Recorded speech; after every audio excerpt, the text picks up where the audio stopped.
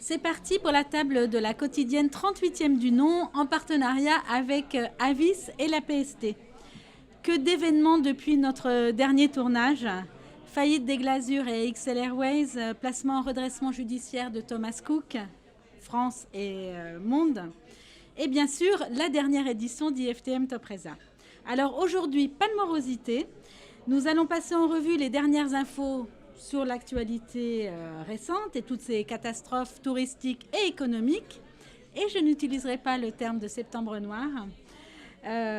Mais aussi, nous allons nous projeter dans le futur et savoir ce que ces catastrophes vont générer en termes d'inventivité et de nouveaux modèles. Et dans cette perspective, je compte sur nos invités. Frédéric Lorrain, directeur général d'IFTM Top Resa. Welcome back, Frédéric.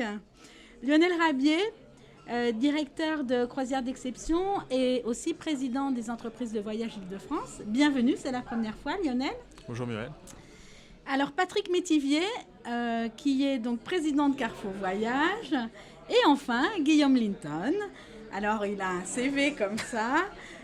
PDG d'Asia, maire du village DTO sur IFM Top Resa et coprésident de la PATA. Donc Guillaume, on va commencer par une question toute simple. Toutes tes qualités énoncées te permettent d'avoir une vision un petit peu méta de ce qui se passe en ce moment. Tu peux nous faire un point de la situation à ce jour ? Oui, alors si on essaie d'avoir une vision un peu globale, évidemment, je pense que tu fais allusion notamment à Thomas Cook. C'est une défaillance, évidemment, qui a été un vrai sujet sur l'ensemble de la profession sur cette rentrée fin août, début septembre. Il ne faut pas non plus en tirer des conclusions trop hâtives. Je pense que c'est vraiment important qu'on ait tous à l'esprit, évidemment, que ce n'est pas la remise en cause d'un système global de distribution, ni de tour operating. Ce n'est pas la remise en cause de la distribution physique, ce n'est pas la remise en cause d'un système d'intégration consolidé. C'est la remise en cause d'un certain modèle à l'anglaise, d'intégration verticale, très traditionnel, effectivement, très porté sur le offline, et sur lequel, évidemment, il y aura des leçons importantes à tirer. Pour autant, la situation chez les tours opérateurs, dans la distribution, est plutôt très bonne sur cette rentrée. On l'a vécu sur ta présence, on en parlera tout à l'heure, sur l'IFTM. Et on est dans des tendances, encore une fois, qui nous laissent présager d'un très bel exercice 19-20. Donc globalement, on est dans une posture plutôt très positive et qui nous laisse espérer une belle année. D'accord. Donc toi, Lionel, que te disent tes agences de voyage adhérentes aux EDV Île-de-France sur cet événement, ou ces événements? Alors, il y en a beaucoup qui sont très inquiètes, c'est évident. Je vais peut-être juste donner mon expérience en tant que directeur de Croisières d'Exception. À titre immédiat, on n'est pas touché par cette faillite parce qu'on n'a pas énormément de dossiers chez Thomas Cook qui ont été vendus. En revanche, vraiment, ce qu'on voit depuis la faillite, c'est un changement de comportement des consommateurs. Et j'ai donné l'exemple récent d'une personne qui a annulé sa croisière, alors qui avait lieu dans 6 mois, avec un courrier nous disant, alors une personne un peu âgée, d'environ 75 ans, qui nous disait voilà, j'ai peur, j'ai vu à la télé toutes ces personnes qui ont été abandonnées sur place, etc. Je préfère annuler ma croisière parce que j'ai peur. Et s'en suivait d'ailleurs une dizaine de lignes d'excuses où elle nous disait qu'elle était désolée. Bon, il se trouve que cette cliente, on l'a rappelée derrière et que finalement, elle a maintenu sa réservation, on l'a rassurée, etc. Mais on sent vraiment une crispation de la clientèle. J'ai un autre exemple aussi, sur une autre croisière qui avait lieu cette semaine d'ailleurs. Et à cause de l'armateur, puisque nous on travaille avec différents types d'armateurs, on a eu un retard au niveau du carnet de voyage. Et c'est vrai que d'habitude, on envoie les carnets de voyage, j'allais dire 2 ou 3 semaines avant le départ. Et là, il y a eu du retard. Et on a eu plusieurs clients, quand j'ai plusieurs, pour pas dire une dizaine, qui nous ont appelés en disant mais qu'est-ce qui se passe, vous êtes en faillite ou quoi, pourquoi j'ai pas mon carnet de voyage, enfin une sorte de stress et d'angoisse vis-à-vis de nous. Alors, on les rassure immédiatement et puis finalement tout se passe bien, mais je crois qu'il y a quand même un vrai sujet. Il y a un sujet économique de court terme, je pense. Perso, je ne m'attends pas à ce qu'il y ait des faillites en cascade comme certains Cassandre le disent, mais je pense qu'il y aura forcément un peu des difficultés pour certains. Mais je pense qu'il y a surtout un sujet de long terme qui va être de regagner la confiance des consommateurs. Et je pense que là, c'est là où peut-être que les entreprises du voyage auront un rôle à jouer. C'est-à-dire justement agir en communication pour rétablir cette confiance qui a été un peu abîmée quand même. Et toi, chez Asia, vous êtes plutôt B2B, mais tu as aussi des relations avec les consommateurs. Je suis tout à fait d'accord avec Lionel. Encore une fois, je pense qu'il faut vraiment qu'on soit très attentif à ce contexte de défiance et qu'il faut qu'on apporte une réponse rapide. Parce que le constat, il est évident. On sent évidemment cette inquiétude chez les consommateurs. Donc il y aura une prime forcément, que ce soit côté tour operating, côté distribution, à ceux qui seront rassurés, à ceux qui seront redonnés confiance, à ceux qui sauront quelque part faire preuve d'agilité et qui auront un comportement transparent et dans la proximité avec leurs clients. Moi, c'est vraiment ce à quoi je crois. Ce sont encore une fois côté distribution, côté tour operating, côté aérien, évidemment. On ne l'a pas évoqué avec l'Azur et XL, mais c'est évidemment dramatique pour les équipes concernées directement et pour l'ensemble de la chaîne et de la filière, qui se retrouvent évidemment largement impactées, comme Thomas Cook. Et on a évidemment une pensée pour toutes les équipes qui ont été directement et frontalement impactées. On leur souhaite évidemment d'arriver à se redresser, à repartir. Mais c'est évident qu'on va devoir communiquer. Donc soit c'est une communication gérée... chaque acteur de son côté, ce qui aura peu d'effet, soit c'est une communication un peu plus globale au niveau de nos institutions. Et je suis convaincu que CETO, APST, Entreprise du Voyage, Théo, distributeur, il y a une mission commune pour insuffler de la réassurance et surtout remettre de la proximité, remettre de la transparence, remettre de la sincérité dans la relation avec nos clients. Patrick, toi qui... Bonjour. Désolé pour le retard. Non, mais c'est pas grave. Toi, tu es en tant que président de Carrefour Voyage en prise directe avec les consommateurs. Qu'est-ce qui remonte du réseau ? Sur toutes ces faillites. Sur toutes ces faillites. Nos clients étaient bien sûr inquiets. Alors on a cette chance de pouvoir nous adosser à Carrefour, qui est une marque rassurante globalement auprès de nos clients. Nous avons joué à l'occasion de ces faillites successives, nous avons joué la transparence, puisque nous avons contacté l'intégralité de nos clients pour les rassurer, même s'il n'y avait pas de raison qu'ils soient inquiets sur le déroulement de leur séjour. Donc nous avons procédé à un appel massif de tous nos clients qui étaient impactés tous nos clients à destination qui étaient impactés par ces faillites. Nous avons joué à la transparence et nous leur avons permis de leur permettre de dérouler leur séjour jusqu'au bout. Voilà, le cas échéant, en se substituant aux opérateurs défaillants en l'occurrence. Voilà. Donc en tout cas, c'était plutôt bien perçu par nos clients. Voilà, donc un message de réassurance, leur permettre de terminer leur séjour en bonnes conditions. Et puis la suite, comme Guillaume, on est vraiment désolé pour ce qui arrive à nos amis de Thomas Cook, d'XL Airways, de Crystal Théo, d'Aigle Azur. Mais voilà, on a été présents à côté de nos clients, comme je dis souvent, clients first. Nos clients avant tout pour pouvoir leur permettre de séjourner et passer de bonnes vacances. Et toi Frédéric, qu'est-ce que tu as senti comme ambiance sur IFTM Top Resa ? Alors, par rapport à ça. Oui. Avant qu'on parle de l'ambiance sur IFTM Top Resa, moi j'ai en tant qu'observateur finalement, et pas en tant qu'acteur direct en prise avec ces événements, quoique ça peut arriver. J'ai une vision, mais ça c'est moi, toujours assez optimiste. C'est-à-dire que cette industrie du tourisme, on le sait, a connu des crises majeures aussi dans le passé, elle en connaît aujourd'hui, elle en connaîtra probablement demain. Et ce qui est formidable et assez caractéristique de cette industrie, ce qui la rend éminemment séduisante aussi, c'est cette capacité, j'emploie un mot qui est un peu à la mode, mais de résilience, c'est-à-dire d'agilité, de cette capacité à surmonter les difficultés au moment où elles arrivent. Et je pense que là, en l'occurrence, ce sera à nouveau le cas. Même si effectivement je m'associe à tout le monde pour déplorer et être de tout cœur avec les gens qui sont frappés de plein fouet par cette déflagration, parce que c'en est une et qui est bien plus importante que celle qu'on a déjà connue. Pour autant, une fois qu'on a dit ça, il ne faut pas tomber dans la naïveté. Comme le disait tout à fait Guillaume, et il sait très bien qu'on partage cette opinion, ça doit nous amener à nous poser des questions, ça doit nous amener le marché à se poser des questions. C'est clairement de toute façon la fin, en tous les cas l'épuisement d'un vieux modèle. Un modèle d'intégration verticale comme Guillaume l'exposait, et qu'aujourd'hui le client a considérablement changé. Il faut qu'en face, il y ait une offre qui soit adaptée à ce qu'il attend. C'est-à-dire qu'aujourd'hui, en clair, pour acheter juste un billet d'avion, juste une chambre d'hôtel ou juste une location de voiture, son meilleur allié, c'est lui. Il a besoin de personne d'autre. Donc si on continue à offrir des solutions de ce genre, c'est pas suffisant. Alors évidemment, l'idée, lorsque je dis ça, c'est évidemment pas d'opposer la vieille économie à la nouvelle économie. Ce serait imbécile et c'est évidemment pas ce qui se passe. Et voilà. Mais en tous les cas, et je reprends une expression que j'ai sortie plusieurs fois et qui a été reprise, c'est effectivement l'avenir. Il est dans la valeur ajoutée qu'on pourra apporter à ses clients. Et en plus, on peut même parler de chaleur ajoutée encore plus. Voilà, donc ça c'est ce que j'ai pu observer au niveau du salon. Maintenant sur l'ambiance du salon, je crois, je laisserai parler ces éminents exposants du salon. Sur l'ambiance même du salon, je ne crois pas que ça ait eu d'impact. On peut parler on pourra parler probablement, vous me poserez la question des résultats numériquement du salon cette année. J'ai pas ressenti d'ambiance plombée, ni dans les conférences, ni auprès des exposants. Je crois qu'il y avait une bonne dynamique. Si j'en juge tous les commentaires, parce que c'est quand même un marqueur fort aujourd'hui, assez élogieux du salon sur les réseaux sociaux, je crois que ça n'a pas eu d'impact sur l'ambiance en tous les cas. Sur le business, vous allez le dire, mais sur l'ambiance, non.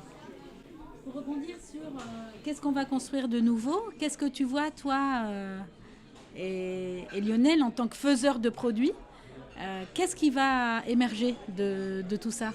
Alors, d'abord, juste avant d'évoquer ça, juste un point complémentaire par rapport à tout à l'heure, et je ferai la transition. Ce qui est important de souligner, comme le disait Patrick, c'est qu'il y a une formidable solidarité de la part des professionnels, encore une fois, et les médias, malheureusement, grand public, l'ont peut-être pas suffisamment relayé, raison de plus pour qu'on prenne la parole, sur la prise en charge par les distributeurs, par les tours opérateurs, de l'ensemble des clients concernés, à la fois les TO tiers, évidemment, qui étaient distribués par Thomas Cook, et puis évidemment les distributeurs qui distribuaient JetTour.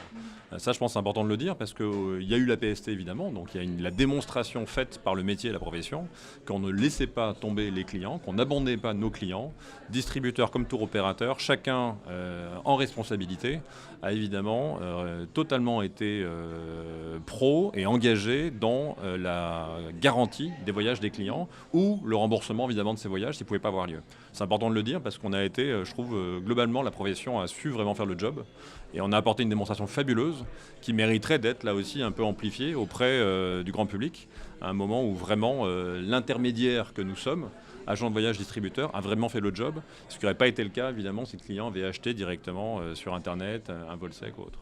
Donc, voilà, je pense que c'est important de le souligner. Donc, dans les leçons à en tirer, je pense que la première grande leçon, c'est de savoir valoriser le métier sur cette capacité de prise en charge. La PST est en train de faire son boulot. Nous sommes en train de reprotéger les départs de nos clients jusqu'au 15 novembre.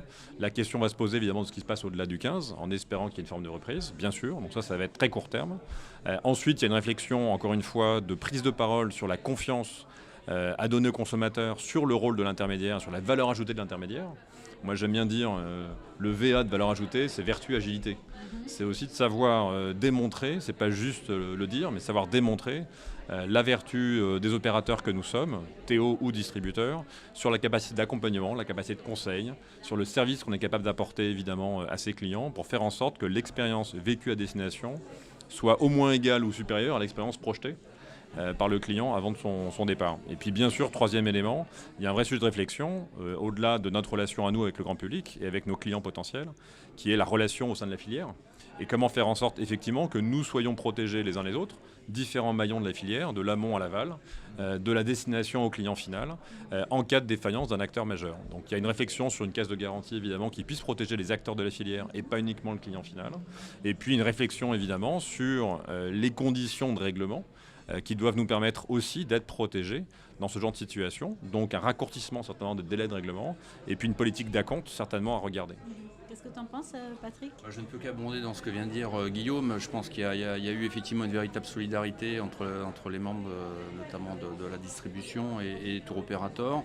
Il ne faut pas non plus qu'il y ait un discrédit qui soit jeté aux agences de voyage, parce qu'encore une fois, voilà, je pense que la faillite de Thomas Cook est une faillite globale et je ne pense pas qu'ils aient voulu ça, en tout cas en France. Enfin, en tout cas, je pense que les agences ont un vrai rôle à jouer. La preuve, c'est qu'on a été la preuve, en tout cas à l'occasion de cette faillite, qu'on était présent, qu'on répondait présent, en tout cas auprès de nos clients. Aucun de nos clients s'est retrouvé sans solution, a été rapatrié comme on devait le faire. Et tout s'est bien déroulé. Donc pas de discrédit vis-à-vis des réseaux de distribution, en tout cas pour ma part. Pas de discrédit non plus vis-à-vis des tours opérateurs. Au contraire, je dirais que voilà, c'est une sécurité, la sécurité qu'on apporte à nos clients, a bien joué en tout cas à l'occasion de cet événement très particulier et très, très unique en son genre. Lionel, point de vue Ça m'amène plusieurs remarques, plusieurs réflexions. D'abord, c'est vrai qu'en termes de communication, les médias s'en sont donnés à cœur joie. Pour montrer hier, enfin, je n'ai vu que le début de l'article, mais je crois qu'aujourd'hui dans le Figaro est paru un article où il parle d'un certain Thomas Cook qui avait gagné justement son voyage de noces offert par Thomas Cook, et voilà, et évidemment ce voyage de noces a été problématique. Je pense qu'il est temps maintenant effectivement d'agir ensemble au niveau du CETO, au niveau des EDV et peut-être au niveau de tous les professionnels pour rappeler que effectivement, tous ces clients en carafe, finalement, ils sont quand même rentrés chez eux. Ils ont pu soit poursuivre leurs vacances, soit ils ont été remboursés. Et ça, c'est quand même, effectivement, tu parlais de vertu, c'est la vertu unique du marché du voyage. Vertu qui ne concerne pas l'aérien, comme on le sait. Donc je pense qu'il faudrait quand même alors avec nos moyens, c'est toujours plus difficile de mobiliser les journalistes sur des bonnes nouvelles que sur des mauvaises, mais il faudrait qu'on trouve des moyens, peut-être par des tribunes communes, par des choses, pour leur rappeler ça. Oui, aujourd'hui, la faillite de Thomas Cook, elle a été absorbée par les professionnels. La faillite de XL Airways et de Aigle Azur, elle a été absorbée par les clients. C'est quand même différent. Et je pense que ça, nous, on doit le faire savoir. Après, la deuxième remarque, on a beaucoup parlé effectivement de Thomas Cook et des salariés de Thomas Cook. Nous, au niveau des entreprises du voyage, donc là je prends ma casquette entreprise du voyage, on va essayer d'agir aussi pour ces gens-là. L'emploi, c'est vraiment un sujet qui nous concerne au premier chef, et on va organiser très prochainement un événement pour justement aider tous ces collaborateurs, alors, sauf s'il y a reprise évidemment, mais même en cas de reprise, il y en aura forcément quelques-uns qui seront sur le carreau. Voilà, les aider aussi dans cette passe difficile, sachant que, on le sait tous, il y a par ailleurs des besoins. Il y a aujourd'hui des entreprises dans le tourisme qui n'arrivent pas à recruter. Donc finalement, on va essayer de transformer cet événement en opportunité. Et puis le dernier point, c'est là où il y a sûrement un débat, mais pour moi, cette faillite, le problème de cette faillite, c'est qu'elle remet en cause la confiance. Elle remet en cause la confiance, comme je l'ai dit tout à l'heure, avec le client final, mais elle remet aussi en cause la confiance entre le TO et les distributeurs. Et aujourd'hui, il faut trouver un moyen de rétablir cette confiance. Aujourd'hui, la confiance, moi j'en suis une victime indirecte, il n'y a pas de confiance. C'est-à-dire qu'il y a des distributeurs qui disent on vous paye après départ. Voilà. Donc il n'y a pas de confiance. Ce qui a d'abord plusieurs conséquences. D'abord, ça écarte finalement du marché les TO de petite taille comme les nôtres, puisque moi, j'ai pas les moyens de dire, surtout dans les croisières, j'ai pas les moyens de dire je suis payé après départ, parce que moi-même, mes armateurs, je les paye avant départ, et bien avant départ. Donc on voit bien que ce système empêche finalement des entreprises peut-être innovantes. On voit bien que c'est un caillou quand même qui empêche au marché d'être fluide. Et puis ça crée effectivement des situations catastrophiques comme Thomas Cook. Thomas Cook, quelque part, avait un modèle qui ne marchait pas. Sauf que quelque part, ils auraient dû faire faillite il y a 5 ou 6 ans. Mais le fait d'avoir cette trésorerie abondante de par le fait qu'ils payent après le départ, leur ont permis finalement de continuer sur un modèle un peu qui ne marchait pas pendant des années et des années. Et aujourd'hui, on a une faillite qui coûte des milliards, alors que peut-être que si elle avait lieu il y a 5 ans, elle aurait coûté des millions. Enfin, je n'ai pas les détails, mais on voit bien que ce système, finalement, empêche peut-être des acteurs innovants d'entrer dans le marché et fait perdurer des acteurs qui n'avaient plus vocation à l'être pendant trop longtemps. Donc la question, c'est comment trouver la confiance. Et à mon avis, il y a peut-être des choses à aller voir sur d'autres marchés, comme par exemple le marché de la banque. Le marché de la banque aujourd'hui, pour être banquier, vous devez chaque année avoir des ratios, etc., suivre des ratios. On pourrait d'un côté demander à certains TO de suivre certains ratios de prudence, mais en échange avoir un système de paiement plus normal, quoi. Voilà. Favorable au tour opérateur. Est-ce que, alors on parle beaucoup du système vertical, du système intégré à la Thomas Cook, il y a quand même un autre géant sur le marché français qui est TUI. Est-ce qu'il y a un risque pour TUI ou pas à l'horizon? La différence majeure, c'est que TUI, la différence Thomas Cook, s'auto-distribue.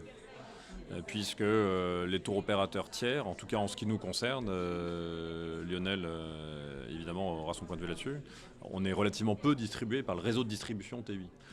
Donc la question se pose très différemment, alors que Thomas Cook était un distributeur majeur pour l'ensemble des TO, ou en tout cas pour des TO historiques fortement installés sur cette distribution B2B. Donc les questions peuvent se poser, même si j'ai pas le sentiment que l'affaire TUI Monde, ou en tout cas au niveau européen, soit aussi fragile que pouvait l'être éventuellement Thomas Cook. Même si encore une fois on n'a pas un accès total, il serait mieux placé pour en répondre que nous, mais j'ai pas le sentiment là. Patrick, j'avais une question sur la garantie des marques comme la tienne, donc Carrefour Voyage, qui a des filiales, des agences en filiales et des agences franchisées. Si demain, il y avait un problème dans le réseau, ce que je ne pense pas, quelle est l'obligation de la marque envers ces agences franchisées ? Alors bon, déjà le réseau franchisé de Carrefour Voyage est relativement limité, puisqu'aujourd'hui on a qu'une dizaine d'agences franchisées, donc il y a un risque très très limité. Aujourd'hui, dans le contrat que l'on a signé avec nos franchisés, clairement aujourd'hui Carrefour prend l'intégralité de la responsabilité du règlement des fournisseurs. Voilà, donc ça c'est une chose importante à dire, puisque c'est nous qui prenons, entre guillemets, l'ensemble des risques. Donc de ce point de vue-là, il n'y a pas de risque de mettre les franchisés dans une situation délicate. Le risque est plutôt, je dirais, à l'inverse, si jamais il y avait une cessation de paiement d'un franchisé. Et là, effectivement, là c'est nous qui... Ce que je disais à l'instant, c'est que c'est nous qui prenons tous les risques. C'est nous qui réglons les fournisseurs en lieu et place des franchisés. Et ensuite, nous avons un échange financier entre le franchisé et nous-mêmes. Donc de ce point de vue-là, je dirais, il n'y a pas de risque pour le franchisé. Le risque, il est côté Carrefour Voyage. Donc la nature ayant horreur du vide, si on fait un peu de prospective, Norwegian vient d'annoncer par exemple qu'il augmente ses fréquences sur l'Amérique du Nord et profitant de la défaillance d'XL Airways. À n'en pas douter, les slots des Glazures vont attirer de nombreuses autres compagnies aériennes, c'est une évidence. On parle de consortiums qui vont racheter certaines des agences de voyage Thomas Cook filiales. Finalement, est-ce que Thomas Cook et Jet-Tour vont manquer à la profession ? Déjà, on souhaite évidemment, pour la partie réseau Thomas Cook, qu'il y ait une forme de reprise. Ce sera dans l'intérêt de tout le monde et évidemment au premier plan des employés et du staff de Thomas Cook dans les agences. On le souhaite également aux équipes Jet-Tour, même si la question se pose certainement très différemment pour la partie tour operating. Mais par ailleurs, ça paraît évident que l'intégralité du réseau ne sera pas repris. Et certainement, la partie club de Jet-Tour va souffrir, parce que j'ai cru comprendre que là aussi, il y avait pas mal d'interrogations sur la continuité ou pas des contrats hôteliers. On sait que les réceptifs et les hôteliers ont souffert évidemment fortement au premier chef de cette défaillance. Donc c'est évident que le périmètre ne sera pas le même quoi qu'il arrive. Donc c'est évident que ça peut là aussi faire naître des opportunités. Le premier sujet pour les équipes Thomas Cook et pour les distributeurs de Jet-Tour étant évidemment de sécuriser les départs des clients qui étaient déjà engagés. Donc à très court terme, la question va être auprès de qui reprotéger ces départs, pour des clients qui souhaitent partir en club, pour des clients qui souhaitaient partir en circuit, et puis pour des clients bien évidemment, mais qui sont déjà pris en charge par la plupart des TO, pour ceux qui auraient confié leur voyage évidemment à des TO tiers. Donc il y a évidemment là déjà une petite aspiration possible et un effet bénéfique, évidemment pour ceux qui auront une proposition comparable ou équivalente à celle que pouvait offrir, ou proche de celle que pouvait évidemment offrir le tour opérateur, en particulier Jet-Tour. En tout cas, dans l'interstice, avant annonce d'une éventuelle reprise, ce qu'on leur souhaite encore une fois, mais certainement pas dans le même périmètre qu'on connaît aujourd'hui. Donc c'est évident qu'il y aura des opportunités à jouer. Bon, alors maintenant, on va passer aux bonnes nouvelles, et Frédéric, tu es là pour ça. Est-ce que tu as des bonnes nouvelles à nous donner du salon IFTM Topresa édition 2019 ? Oui, j'ai plutôt des bonnes nouvelles. Écoutez, d'abord, moi je suis assez souvent un adepte de la théorie des signaux faibles. Et c'est vrai que je n'ai en 4 ans, en 4 années au cours desquelles je me suis occupé du salon, j'ai jamais eu une édition comme celle de 2019 avec autant de commentaires positifs, voire élogieux dans certains cas. Que ce soit en direct, que ce soit dans les allées du salon, que ce soit sur les réseaux sociaux. Il y a vraiment... alors, vous dire qu'un salon est 100% parfait et satisfait 100% de ses exposants et de ses visiteurs, non. C'est jamais le cas. C'est jamais le cas, ce serait trop drôle. Ce serait trop drôle. Ce serait trop facile. Mais voilà, alors... donc je pense que c'est une bonne édition qui a innové. Le hall 1, le fait qu'on soit dans le hall 1, évidemment, facilite les choses, en tous les cas, les rend plus agréables, puisque ce hall, on le sait tous, il ne faut pas s'en cacher, est plus agréable que le hall 7 auquel on est confronté, puisqu'il s'agit d'une confrontation. Une année sur deux, du fait du salon de l'auto, je le répète, ce n'est pas une volonté de l'organisateur passer du hall 1 au hall 7. Si je pouvais avoir le hall 1 chaque année, je le ferais, évidemment, parce que je sais que ça a un impact sur la satisfaction des exposants et des visiteurs. Alors, si on est un adepte du verre à moitié plein, on va dire qu'on est en progression très faible, je dois le dire, puisqu'on avait 34 048 visiteurs l'an dernier et on en a eu un peu plus de 34 150. Donc une grosse centaine de visiteurs en plus. Mais compte tenu de tout ce dont on vient de parler, et c'est plutôt une performance, d'autant plus que, et je le sais pour en avoir discuté avec certains patrons de réseau, grands patrons de réseau, ont donné des instructions claires dans les réseaux de distribution, que les agents de voyage restent au maximum dans les agences pour traiter le volume des dossiers Thomas Cook en souffrance. Donc, je parlais pas de Patrick d'ailleurs, je parlais pas de Carrefour. Je préfère le dire. Alors, effectivement, tu as raison, Frédéric. Nous, on échappe peut-être un peu à la règle. Pour nous, le salon est l'occasion d'inviter une partie de notre réseau, puisque globalement, on a invité pendant une journée tous nos responsables d'agence, et puis le jeudi, à peu près 130 agents de voyage. Donc pour nous, c'est l'occasion de voir toutes les équipes. Aussi, on en fait un événement majeur dans la vie de Carrefour Voyage, dans la vie annuelle de Carrefour Voyage. Donc c'était l'occasion de voir un grand nombre. Et puis pour nous, c'est un événement, de motivation des équipes, etc. Puis de rencontrer les tour opérateurs, les offices de tourisme. Nous, on en fait vraiment un événement à la fois entreprise et pédagogique aussi pour l'ensemble des équipes. Et dans des statistiques, j'ai observé que tu avais donc 35% de ton visitorat qui étaient des agences de voyage. Ça, est-ce que c'est en diminution ou en augmentation par rapport à N-1 ou est-ce que c'est stable ?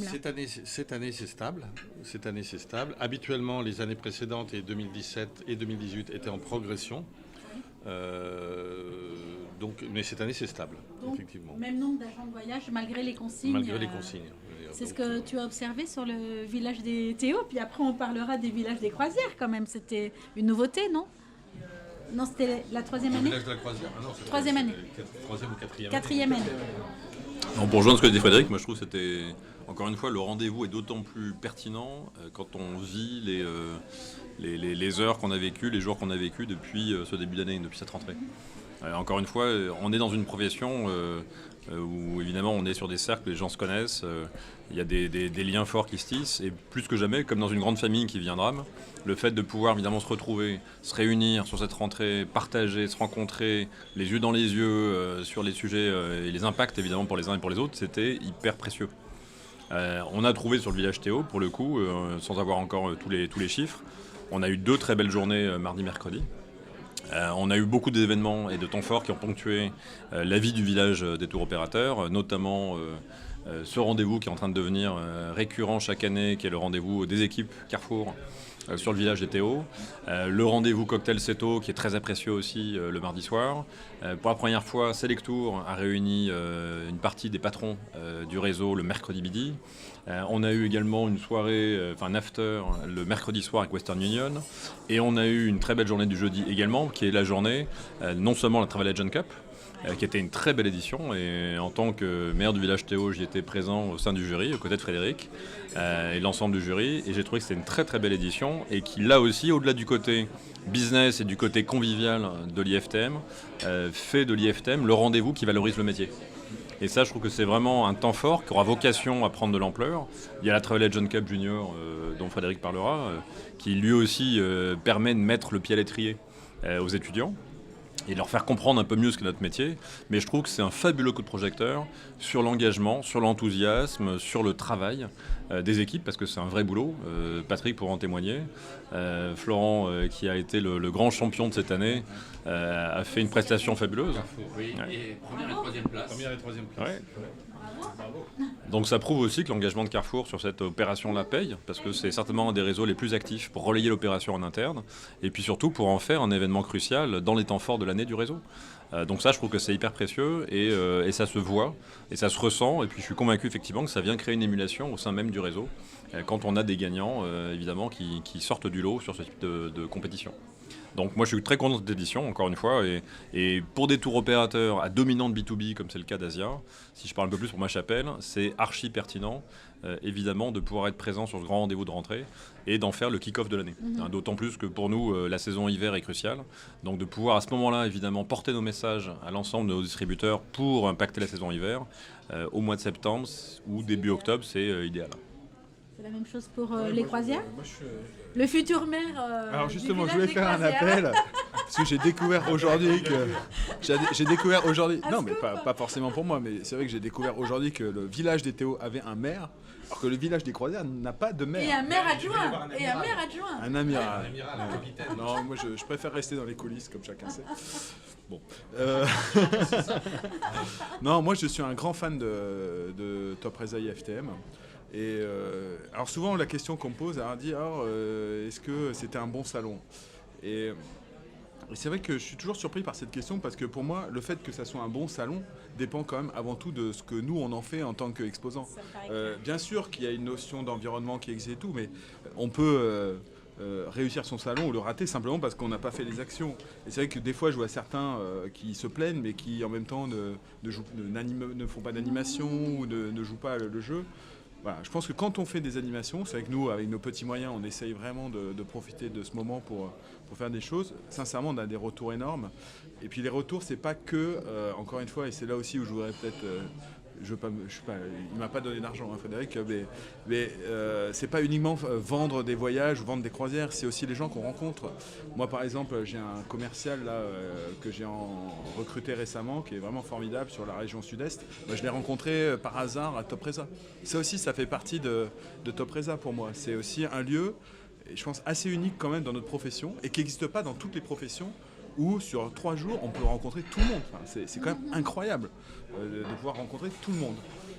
Donc là-dessus, moi, je suis un fan de Top Reza. Je pense qu'en plus, quand on est une entreprise gagnant à être connue comme la nôtre, forcément, le bénéfice est plus important que quand on est un acteur qui existe depuis toujours. Donc on continuera.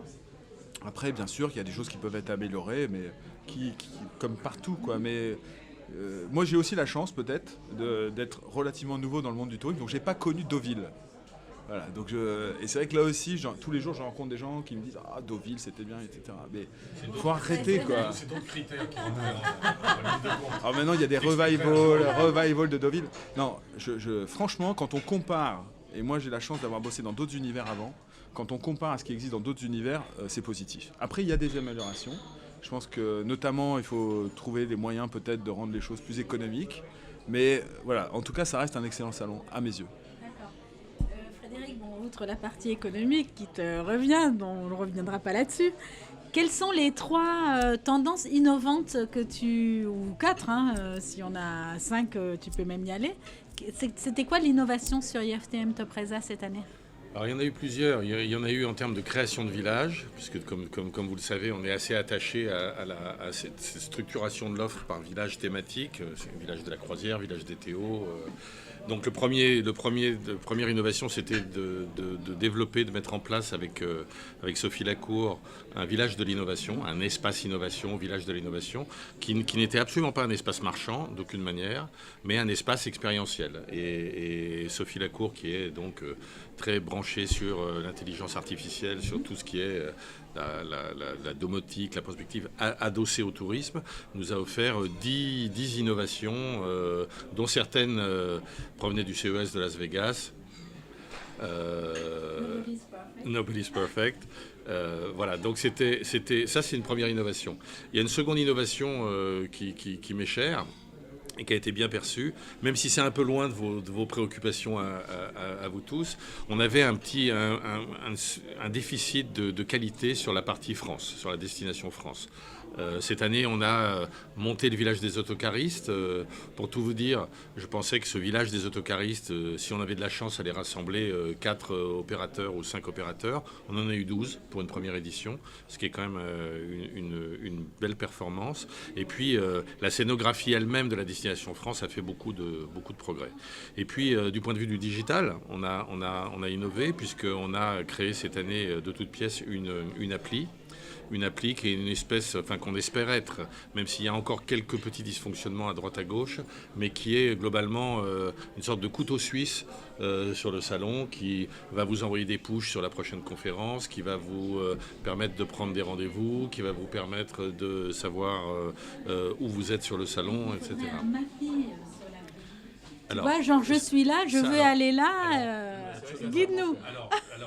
L'année prochaine, parce qu'on n'a pas eu le temps de développer, c'est en cours de développement, c'était pas prêt là pour cette édition. Il va y avoir sur cette appli une amélioration qui va vous situer en permanence, une sorte de point bleu qui va vous dire exactement où vous êtes en permanence. Je veux dire. Et effectivement, de rentrer, la possibilité de rentrer, je veux aller sur le village des Théo ou sur le club affaires et qui vous y emmène. Voilà. Ce sera d'autant plus utile sur le Hall 7, qui est un peu plus compliqué en termes de circulation. Il y aura toujours 2 étages oui. au Hall 7 Oui. D'accord. Oui. Okay. Voilà, donc pas mal d'innovations. Encore une fois, sans vouloir être trop bavard, ça fait partie de l'ADN du salon. De proposer de la nouveauté chaque année. Et c'est vital. C'est vital pour une raison simple, c'est que vous faisiez allusion, enfin Lionel faisait allusion à la partie économique du salon. Je ne veux pas balayer ça d'un revers de la main. Un salon, ça coûte cher. Ben non, ça coûte cher. Mais une fois qu'on a dit ça, nous, notre travail d'organisateur, c'est plutôt de travailler la value for money que de baisser les prix. Parce que ça, on est une entreprise cotée en bourse. De baisser les prix, c'est extrêmement compliqué. Par contre, mon enjeu et mon objectif, c'est que les gens puissent se dire « Ok, c'est cher de faire ce salon, c'est un salon qui coûte cher, mais at the end of the day, ça vaut le coup parce qu'en contenu, il y a ça, ils ont innové là-dessus. Tiens, il y a un nouveau village, tiens, on a découvert quelque chose de nouveau. » Voilà, c'est ça ma feuille de route, moi. Patrick, tes agents qui viennent, outre le fait que ce soit un raout de Carrefour Voyage, qu'est-ce qu'ils attendent d'un salon comme IFTM Topresa? Qu'est-ce qu'ils viennent chercher? Alors, ils viennent chercher d'abord de l'information complémentaire, de l'expertise, puisque c'est l'occasion de rencontrer notamment les offices de tourisme, de rencontrer les terreaux, et donc de peaufiner, d'enrichir leurs connaissances sur les destinations, sur les produits, etc. Donc ça permet de voir tout le monde en très peu de temps. Comme disait Luna à l'instant, c'est la possibilité de voir tout le monde en instant T et dans un laps de temps relativement court. Voilà. En tout cas, nous, on oriente aussi quand même le parcours de nos collaborateurs. Tu les orientes, ça m'intéresse. Alors, pour avoir beaucoup plus d'agences. Alors c'est quand même assez orienté. L'année prochaine sur mon stand. C'est quand même assez orienté puisque Carrefour Voyage organise notamment des opérations à l'occasion de l'anniversaire Carrefour, et on les oriente vers les tours opérateurs sur lesquels on est en opération à l'instant T. Donc ça permet de conforter leur connaissance sur la destination. Puis après on les amène à orienter leur visite vers tel ou tel point à enrichir, leur permettant d'enrichir leurs connaissances. Donc ça c'est la première chose. Si je peux me permettre, juste une petite suggestion aussi à Frédéric pour l'amélioration du salon. Nous on est confrontés, je pense la profession en son général, dans sa globalité, est confrontée à un problème de recrutement de collaborateurs, enfin, surtout dans la distribution. Aujourd'hui, on rencontre les étudiants principalement le dernier jour du salon. Je pense qu'il y a peut-être quelque chose à faire pour mettre en avant encore plus la Travel Agent Cup, notamment junior, pour donner envie demain aux étudiants à venir lors de cette journée, plus que le vendredi, enfin plus que la dernière journée plus qu'en bout de course. Je pense qu'il y a quelque chose à creuser de ce point de vue-là. Nous, tout au long de l'année, on a eu des problèmes de recrutement, trouver des collaborateurs, et je pense que ce salon est pour moi une opportunité unique dans l'année à rencontrer bon nombre de futurs collaborateurs de notre activité. Donc je pense que c'est une suggestion que je te soumets, Frédéric. Voilà. Pardon. Je pense que la suite de ça, c'est effectivement d'ouvrir le salon au B2C. Je pense que c'est un projet qui a été évoqué déjà par le passé. Je pense que effectivement, le fait peut-être de rester une journée de plus le samedi et d'ouvrir un peu plus largement au B2C pour beaucoup, et notamment pour les étudiants qui travaillent le vendredi et du coup ne peuvent pas venir le vendredi, ça serait positif. Ça permettrait au réseau de ne plus avoir besoin d'aller sur le mondial du tourisme, par exemple. Ce serait une bonne idée. Ça n'a rien à voir, en plus je pense que ça serait différent. Je suis persuadé que là, par exemple, j'ai vu que Asia l'était aussi. On est présent au salon des grands voyages là, qui exhume un peu l'ancien salon des voyages du Figaro, qui existait il y a une dizaine d'années.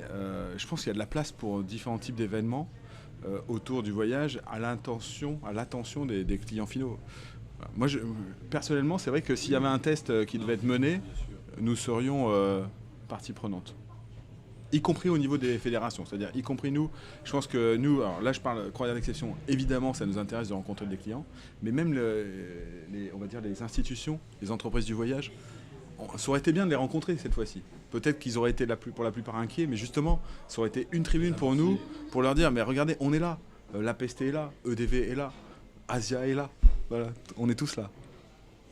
Non, c'est quelque chose, en tout cas on est nombreux à marcher sur deux jambes.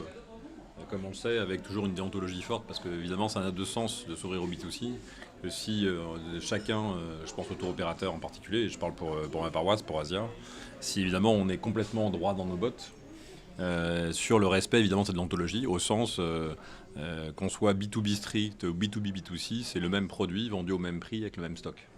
Et la même technologie, évidemment, quel que soit le canal de distribution. Donc ça, c'est la règle de base qui, évidemment, justifie qu'on soit revendu en B2B.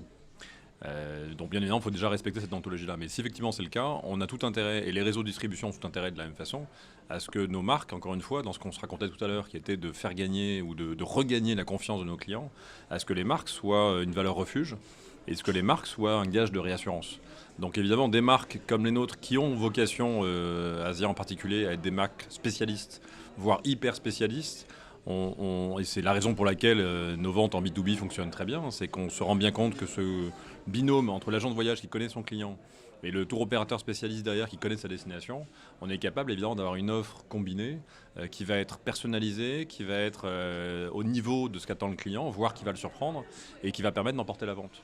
Donc le B2B est archi légitime, le B2C peut avoir du sens de la même façon sur le salon, dès lors encore une fois qu'on sait faire ce travail en commun, et on pourrait réfléchir aussi à une façon commune d'approcher là aussi le B2C et d'avoir des stands distributeurs qui permettent, comme c'est le cas sur d'autres rendez-vous au printemps, d'avoir une présence ensemble, en partenariat, des distributeurs et des TO, pour pouvoir travailler différemment cette cible publique. Comment vous réfléchissez à ça sur RID ? On y réfléchit depuis plusieurs... en tous les cas, moi, depuis 4 ans que je suis sur le salon, c'est une des premières questions que j'ai posées. D'abord parce que d'un point de vue économique, ça pourrait... ce serait un bon outil pour nous, organisateurs, de leur dire, voilà, vous allez pouvoir amortir... sur un certain montant votre participation au salon, puisque la partie B2C va vous permettre de vendre en direct à du grand public des produits, des voyages, etc. Bon, ça c'est le premier point. Maintenant, à chaque fois qu'on pose, et ça fait 2 années maintenant qu'on pose la question dans l'enquête post-salon, pour l'instant, la majorité est plutôt ne bascule pas en faveur d'un B2C. Et je vais me caler sur la façon de faire de mes collègues anglais, sur le WTM, qui pendant longtemps, alors c'était sur une autre question, c'était sur la question de savoir s'il fallait passer à 3 jours versus 4 jours. Ça a été pendant très longtemps 40%, et puis quand ça a basculé, même un tout petit peu en positif, vers le passer à 3 jours, ils ont basculé en 3 jours. Je pense que ce ne sont pas des décisions non, c'était 4 jours et c'est 3 jours maintenant. Je pense que ce n'est pas des décisions qu'on peut prendre comme ça dans un coin de bureau en disant tiens, c'est rigolo, on va passer au B2C. Ça a des implications fortes, ne serait-ce qu'en termes de location à la porte de Versailles. Ça serait un 4 égale 5, comme on voit. Non, ça on ne fonctionne pas sur ces business models-là, malheureusement. Je le déplore parfois. On ne peut pas avoir la 5e journée gratuite. Non, ça ne marche pas comme ça. Ça marche pas comme ça. Voilà, donc tout ça est à étudier, mais on se repose la question chaque année et j'entends ce que vous dites parce que, pour tout vous dire, je ne serais pas loin, moi, en tous les cas, Frédéric Laurin, d'être plutôt partisan de ça. D'accord. C'est si coûteux de faire un test sur une année donnée.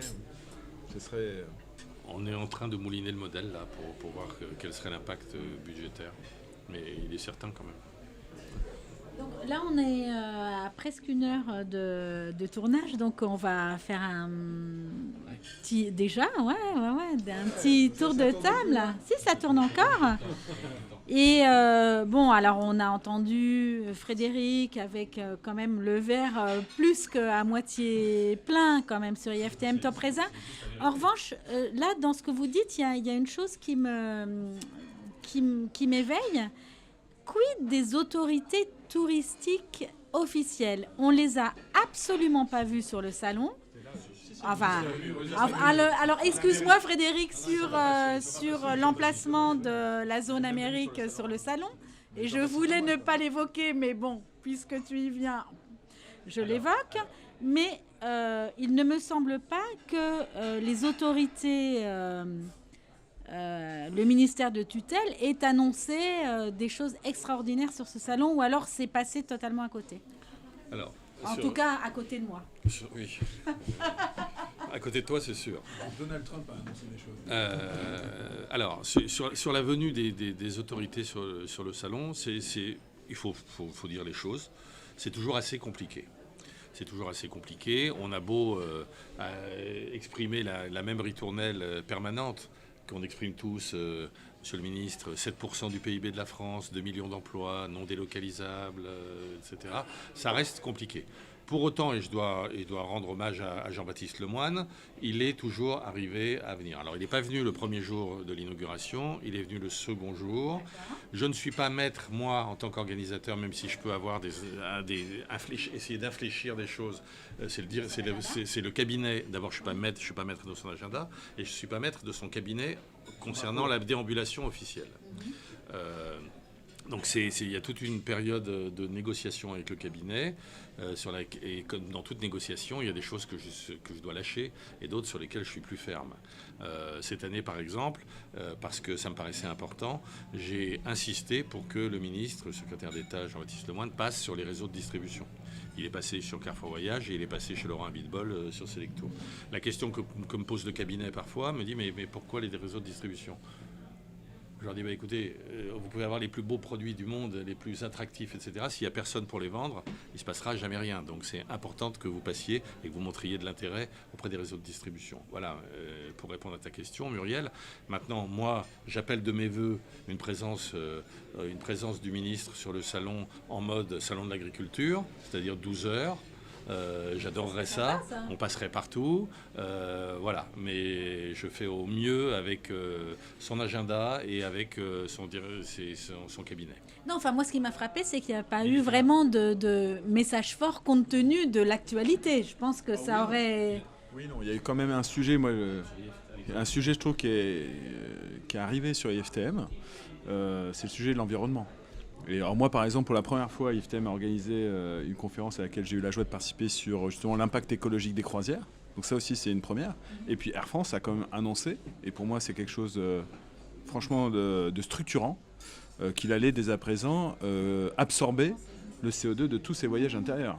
On n'en a pas beaucoup parlé, je trouve, Et pourtant, je pense que c'est une inflexion incroyable dans notre métier et qui, à mon avis, va annoncer beaucoup d'autres choses dans ce sens. Mais voilà, ça, c'est un événement quand même. Pendant son CEO Talk, on a parlé. Et ils ont fait exprès, ça montre quand même que l'IFTM est important parce qu'ils l'ont annoncé pendant le IFTM. Voilà. Alors c'est vrai que je pense que Thomas Cook et compagnie ont un peu... voilà, on fait que... ont beaucoup buzzé, donc ça n'a pas eu l'impact nécessaire, mais ça reste un... Enfin, Air France, c'est un peu les pouvoirs publics quand même. Hein.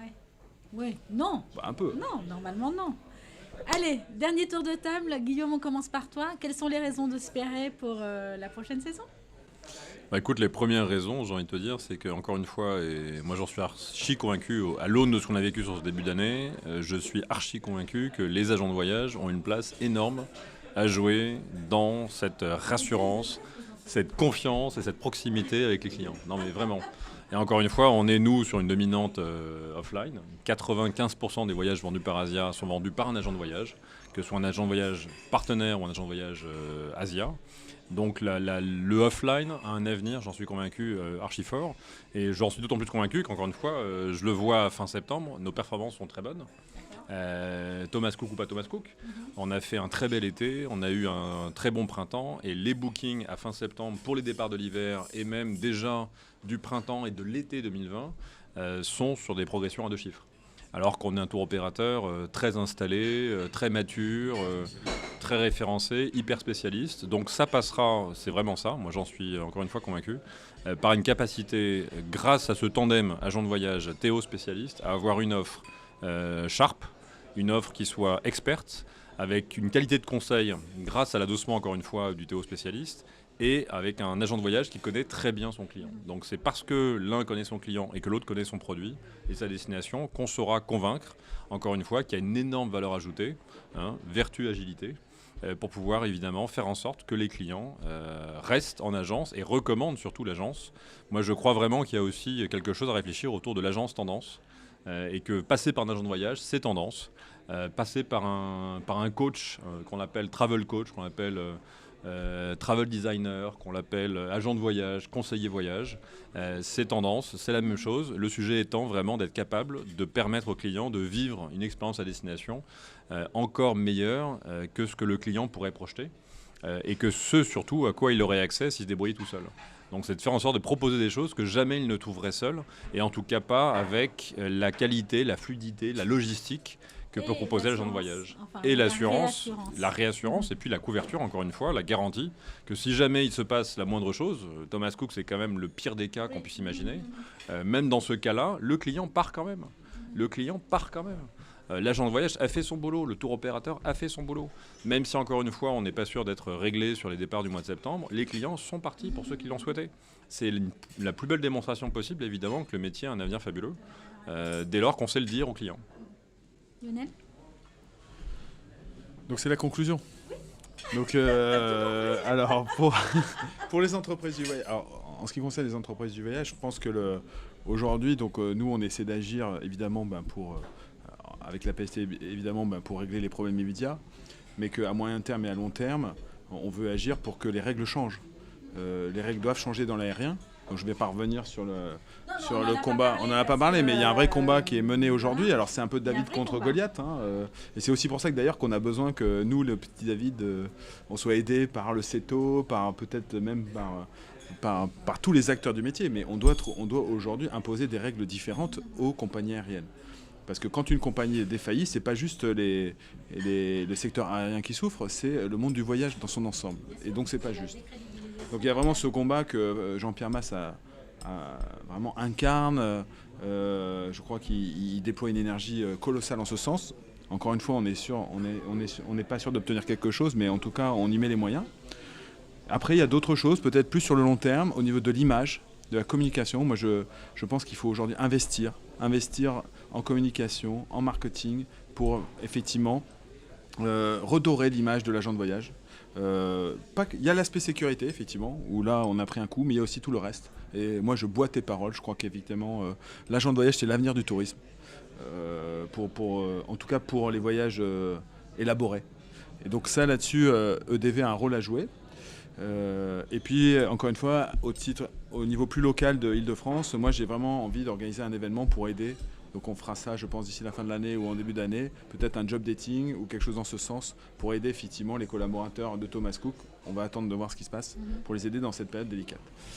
Et au niveau de croisière d'exception, les chiffres sont bons aussi, hein, la vie est belle. Alors nous, on est loin d'avoir l'image de marque de Asia, on est encore inconnu, donc on a des progressions qui sont certainement plus faciles à obtenir que Asia, mais voilà, tout va bien et puis on continue. Effectivement, notre priorité aujourd'hui, c'est la distribution par les agents de voyage. Ça représente seulement 10% de nos ventes, mais on voudrait que ça représente plus. Et donc, voilà. Et donc là-dessus, oui, mais dès lors on va peut-être pas le moment de remettre le sujet sur la table, mais dès lors qu'effectivement on trouve des solutions équilibrées, s'agissant de la trésorerie, alors à moins que monsieur déclare qu'à partir d'aujourd'hui, Carrefour Voyage est OK pour payer en avance les Théo, voilà, ça sera pas simple. Il y a des modèles à inventer. Il y a des modèles. Non, mais je pense que là aussi, voilà. Je sais qu'au niveau du CETO, je sais que Guillaume, je pense, est membre du comité exécutif du CETO. Voilà, il y a aussi peut-être des choses à faire. Même si c'est peut-être là aussi, encore une fois, David contre Goliath, mais on doit trouver des solutions. Voilà. Patrick ? Peut-être petit bilan, déjà un premier bilan de l'année 2019, c'est une très belle trajectoire pour Carrefour Voyage.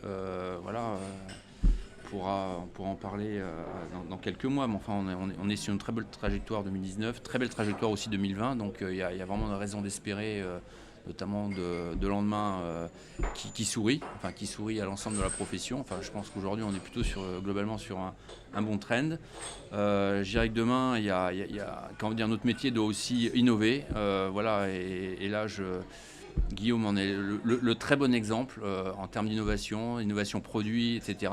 Plein de choses nouvelles à proposer à nos clients et on doit continuer d'innover, d'incarner tout ça, de faire venir des nouveaux collaborateurs, d'inviter. C'est pour ça que j'insiste aussi beaucoup sur les étudiants parce que c'est un métier qui n'est pas facile au départ, qui a peut-être été mal perçu en tout cas ces dernières années puisqu'on disait voilà, les agences de voyage demain vont disparaître. Pas du tout, au contraire.